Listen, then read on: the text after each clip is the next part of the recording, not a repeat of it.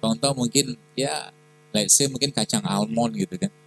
Yang almond kan harganya luar biasa kan, sekilo bisa 200.000, 300. Apalagi kacang-kacang kayak kacang pistasiu 500. Tapi kalau kita niatkan membeli itu untuk bersedekah, memberikan yang terbaik, asupan ke badan kita, dapat pahala kita.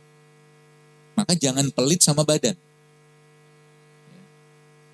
Kalau kita bersedekah, sebenarnya ujung-ujungnya ke siapa? Ya ke kita juga, ke Allah sebenarnya kan.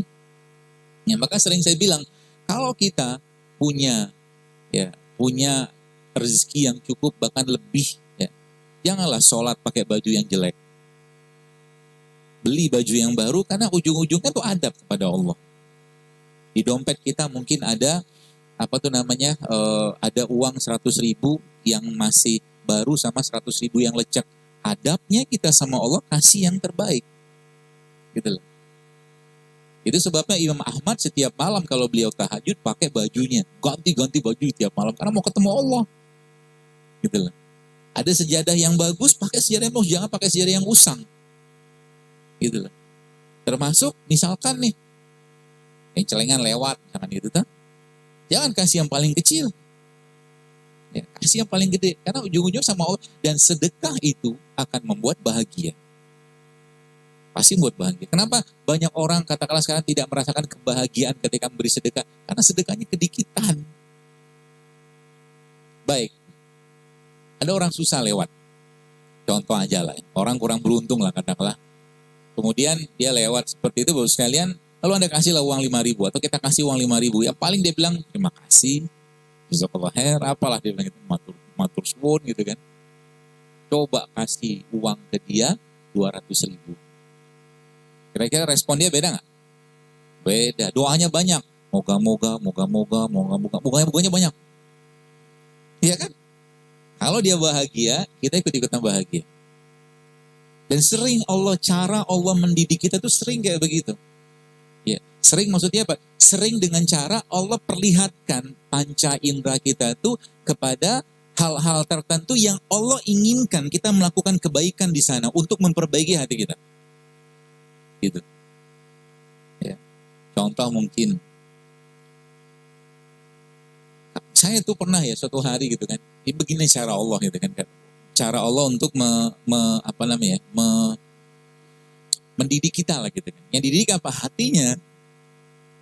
Suatu hari saya pernah pengen beli jam, ya. Pernah saya ceritakan, jam itu buat saya tuh lumayan harganya gitu kan, berapa juta. Tapi saya pikir kayak bagus, pengen beli gitu kan. Ya buat diri sini kan ada masalah, kita memberi yang terbaik gitu kan. Belum ada uang ceritanya. Terus saya bilang sama Allah, ya Allah tolong murahkan jam ini untuk saya. Tolong murahkan jam ini untuk saya. Gitu aja ngomongnya kan, dalam hati berdoa gitu kan. Dan lama kemudian, berapa bulan kemudian, jam itu Masya Allah, tabarakallah bisa saya beli. Bahagia kan pakai jam. Jam berapa? Barang baru gitu kan. Singkat ceritanya, suatu hari, saya ada ngisi kegiatan lah gitu, daerah Lampung atau apa gitu. Nunggu panitia datang, akhirnya saya sholat duha ceritanya. Saya setelah sholat duha, samping saya tuh bapak supir taksi.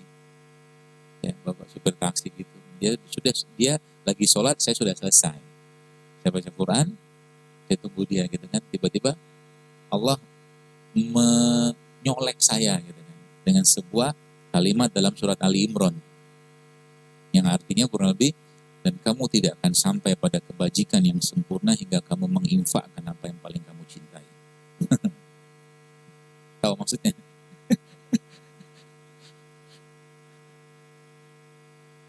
Kira-kira apa yang harus dikerjakan?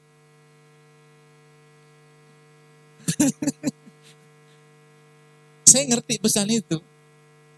Kan kalimat Allah tuh bicara dengan kita tiap hari dengan tanda-tandanya dari Al-Quran mungkin, dari mata yang kita melihat gitu kan.